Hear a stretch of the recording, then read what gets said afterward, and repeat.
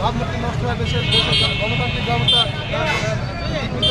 মানুষের ভোটাধিকার যে হরণ হয়। সে কারণে আমরা বলি যে বিশ্বের অন্যান্য দেশে থাকতে পারে, তারা এই পদ্ধতিকে ফুটিয়ে নিচ্ছে।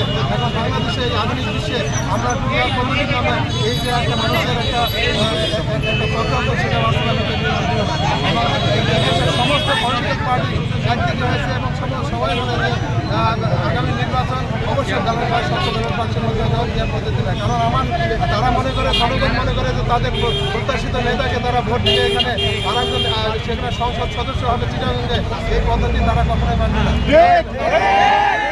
তাদের নেতাকে তারা নির্বাচিত করে ভোট দিয়ে নির্বাচিত করে আগামী সংসদে তাদের অধিকারের কথা বলবে, তাদের তাদের যে নাগরিক অধিকার, তাদের রাষ্ট্রীয় সুযোগ সুবিধা, এগুলোর বিষয়ে তারা কথা বলবে জনগণের পক্ষে। কিন্তু সেই নেতা যদি অন্য এলাকা থেকে যদি এমপি হয়, তাহলে সেই এলাকার মানুষের সুখ দুঃখের কথা তারা জানবে না, মানুষের অধিকার বাস্তবায়ন হবে না। সেই কারণেই এই পিআর পদ্ধতি কখনো আমরা এই দেশের মানুষ মানে না এবং রাজনৈতিকভাবে আমরা সমর্থন করি না।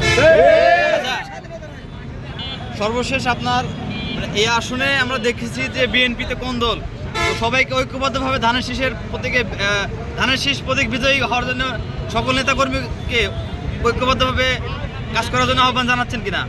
হ্যাঁ, আপনারা ভালো প্রশ্ন করছেন যে আমরা বিএনপি পরিবার, আমি আগে বলেছি আমাদের নেতা জনাব তারেক রহমান কিছুদিন আগে আমাদেরকে যারা সংসদ সদস্য নির্বাচনের মনোনয়ন প্রত্যাশী তাদেরকে ডেকেছিলেন এবং সেখানে আমরা ওয়াদাবদ্ধ করেছি যে আগামী নির্বাচনে আমরা আমি ব্যক্তিগতভাবে মনোনয়ন চাই। আমি দুর্গাপুরের সন্তান, আমি এই অঞ্চলে আপনারা জানেন ছাত্র রাজনীতি থেকে শুরু করে এ পর্যন্ত আমি নিজেকে জয়েন করেছি আগামী নির্বাচনের উপযোগী করে। মানুষ আমাকে চায়, ভিড় আমার পক্ষে।